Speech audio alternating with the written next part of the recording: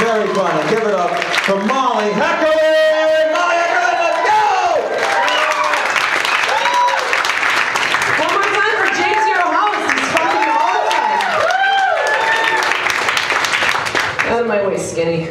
All right, you guys seem cool. It's gonna take me a minute to settle in. I still get nervous doing this, you know. Like, I'm a very high-strung person. Like, some women are capable of having multiple orgasms. I'm actually able to have multiple panic attacks. It's awesome. The trick is actually to have one and then string them all together.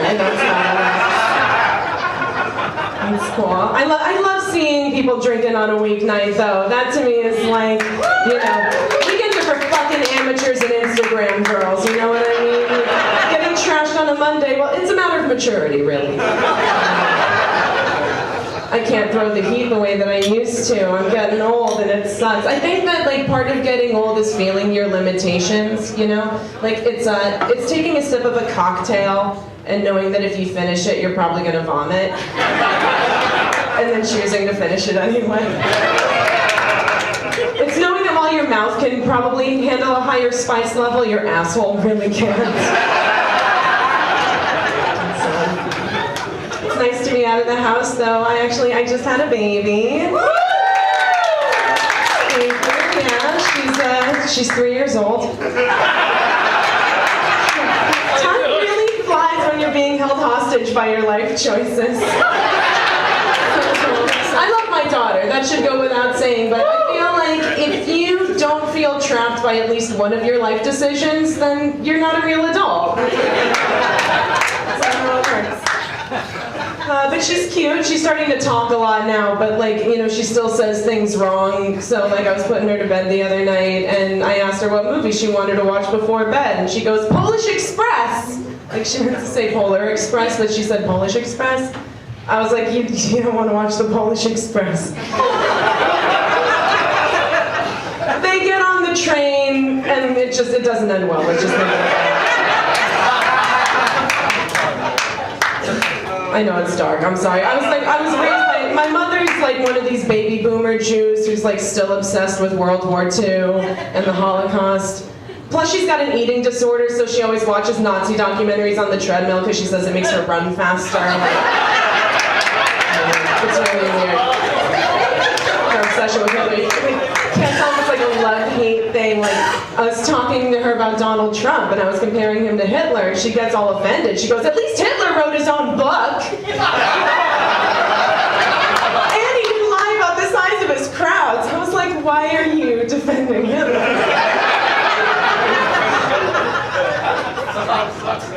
Oh my God. I hope Trump gets impeached, but then what, we get Pence, right? A guy who calls his wife mother because he probably thinks that's the technical term for vagina.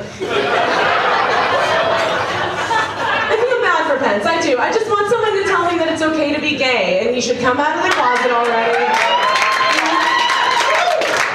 We only do so much more for it. Like if I went to Flaming Saddles and I saw Mike Pence there just like shirtless, like covered in body glitter, leather pants, like rolling on ecstasy, I'd be so happy.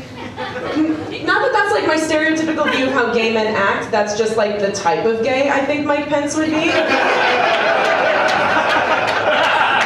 be like a super fun gay.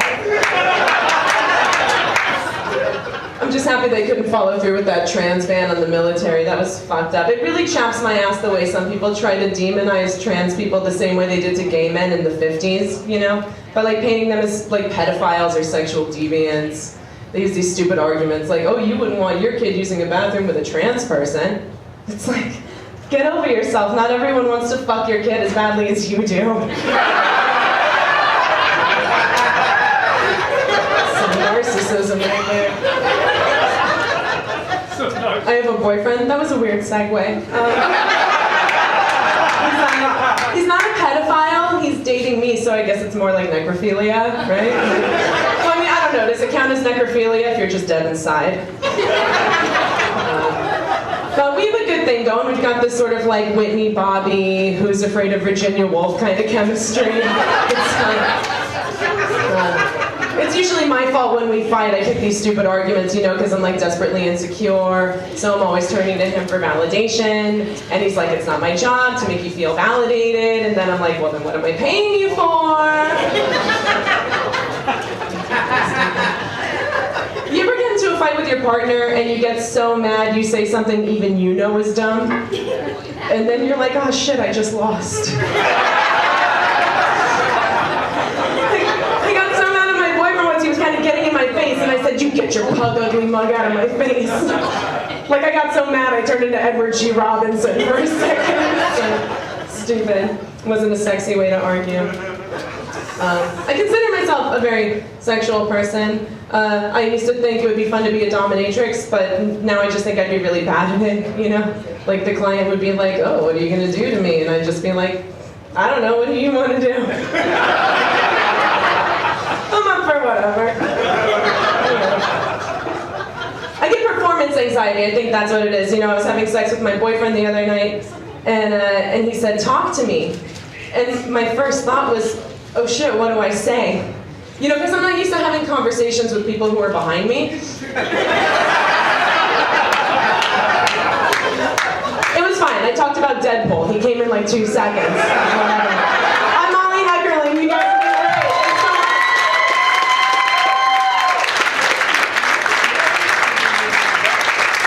Mollie Heckerling, everybody. Give it up for Mollie Heckerling.